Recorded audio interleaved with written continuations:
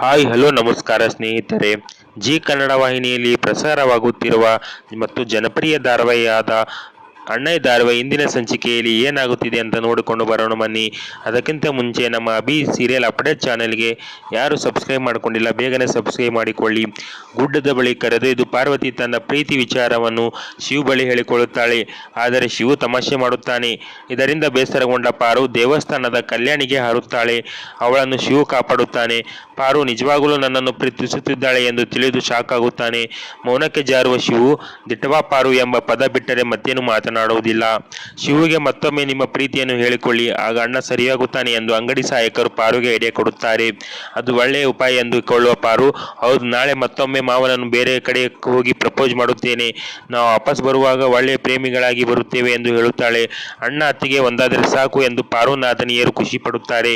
ಒಂದೆಡೆ ಪಾರು ಹಾಗೂ ಶಿವು ಪ್ರೀತಿಯ ಬಲೆಯಲ್ಲಿ ಸಿಲುಕಿದರೆ ಮತ್ತೊಂದೆಡೆ ಶಿವು ಪ್ರಾಣಕ್ಕೆ ಸಂಚಕಾರ ತಂದು ಪಾರುವನ್ನು ತನ್ನ ವಶ ಮಾಡಿಕೊಳ್ಳಲು ಸೋಮ ಹೊಂಚು ಹಾಕುತ್ತಿದ್ದಾನೆ. ಪರಶುವನ್ನು ಮನೆ ಬಳಿ ಬರಲು ಹೇಳುವ ಸೋಮ ಅಣ್ಣನೊಂದಿಗೆ ಸೇರಿ ಈ ಬಾರಿ ನಮ್ಮ ಪ್ಲಾನ್ ವರ್ಕೌಟ್ ಆಗಲೇಬೇಕು, ಶಿವು ಕತೆ ಮುಗಿಸಲೇಬೇಕು ಎಂದು ಮಾತನಾಡಿಕೊಳ್ಳುತ್ತಾರೆ. ನೀನು ಹೆದರಬೇಡ, ಈ ಬಾರಿ ಶಿವು ಸಾಯುತ್ತಾನೆ, ಆದರೆ ಅವನನ್ನು ನಾವಲ್ಲ ಪೊಲೀಸರು ಮುಗಿಸುತ್ತಾರೆ. ಅದಕ್ಕೆ ನಾನು ಹೊಸ ಐಡಿಯಾ ಮಾಡಿದ್ದೇನೆ ಎಂದು ತನ್ನ ಉಪಾಯವನ್ನು ಸೋಮನಣ್ಣ ಎಲ್ಲರ ಮುಂದೆ ಹೇಳುತ್ತಾನೆ. ನಿಮ್ಮ ಕೆಲಸಕ್ಕೆ ನಾನು ಸದಾ ಬೆಂಬಲವಾಗಿರುತ್ತೇನೆ, ಆದರೆ ನಿಮ್ಮ ಜೊತೆಗಿರಲು ಸಾಧ್ಯವಿಲ್ಲ. ಅಪ್ಪನವಿ ಈ ವಿಚಾರ ಗೊತ್ತಿಲ್ಲ, ನಾನು ಮನೆಗೆ ಹೋಗುತ್ತೇನೆ ಎಂದು ಪರಶು ಅಲ್ಲಿಂದ ಹೊರಡಲು ಮುಂದಾಗುತ್ತಾನೆ. ಅಷ್ಟರಲ್ಲಿಗೆ ಅಲ್ಲಿಗೆ ವೀರಭದ್ರ ಬರುತ್ತಾನೆ.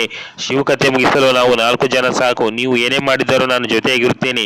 ನಾನು ಮಾಡಿದ ಉಪಾಯಗಳು ಫಲಿಸಲಿಲ್ಲ, ನಿಮ್ಮಿಂದಾದರೂ ಒಳ್ಳೆಯದಾಗುವುದು ನೋಡುತ್ತೇನೆ ಎನ್ನುತ್ತಾನೆ.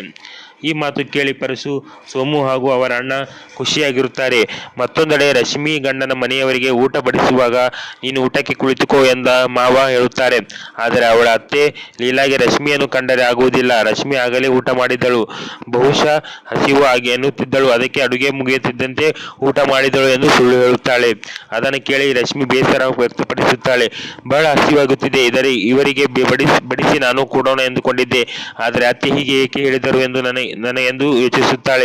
ನನಗೆ ಹಿಂಸೆ ಕೊಟ್ಟು ಇವಳು ಮಾತ್ರ ಸಮಯಕ್ಕೆ ಸರಿಯಾಗಿ ಊಟ ಮಾಡುತ್ತಿದ್ದಾಳೆ ಎಂದು ಸೀನಾ ಕೂಡ ಹೆಂಡತಿಗೆ ಬಗ್ಗೆ ಕೋಪಗೊಳ್ಳುತ್ತಾನೆ. ನೀನು ನಿನ್ನ ಅಣ್ಣನ ಮನೆಯಲ್ಲಿ ಹೇಗಿದೆಯೋ ಇಲ್ಲೂ ಹಾಗೇ ಇರು, ನಾವು ಊಟ ಮಾಡಿದ ನಂತರ ನೀವು ಊಟ ಮಾಡಬೇಕು ಎಂಬ ರೂಲ್ಸು ಇಲ್ಲ, ನಿನಗೆ ಏನು ಬೇಕು ಎಷ್ಟು ಬೇಕೋ ಅಷ್ಟು ಊಟ ಮಾಡು ಎಂದು ಮಾವ ಹೇಳುತ್ತಾರೆ. ಸರಿ ಮಾವ ಎಂದು ರಶ್ಮಿ ತಲೆ ಆಡಿಸಿ ರೂಮಿಗೆ ಬರುತ್ತಾಳೆ. ಊಟ ಇಲ್ಲದಿದ್ದರೆ ಏನಂತೆ, ಅತ್ತಿಗೆ ನನಗಾಗಿ ಕಳಿಸಿದ ತಿಂಡಿ ಇದೆಯಲ್ಲ ಅದನ್ನೇ ತಿನ್ನುತ್ತೇನೆ ಎಂದು ಪಾರು ಕಳಿಸಿಕೊಟ್ಟ ಕುರುಕುಲು ತಿಂಡಿಯನ್ನು ತಿಂದು ಖುಷಿ ಪಡುತ್ತಾಳೆ. ಪ್ಲಾನ್ ಮಾಡಿದಂತೆ ವೀರಭದ್ರ ಗ್ಯಾಂಗ್ ಶಿವು ಕೊಲೆ ಪ್ರಯತ್ನ ಮಾಡುತ್ತಾರಾ ಅಥವಾ ಈ ಬಾರಿ ಶಿವು ಷಡ್ಯಂತ್ರದಿಂದ ತಪ್ಪಿಸಿಕೊಳ್ಳುತ್ತಾನಾ? ಮುಂದಿನ ಎಪಿಸೋಡಲ್ಲಿ ತಿಳಿಯಲಿದೆ. ಧನ್ಯವಾದಗಳು.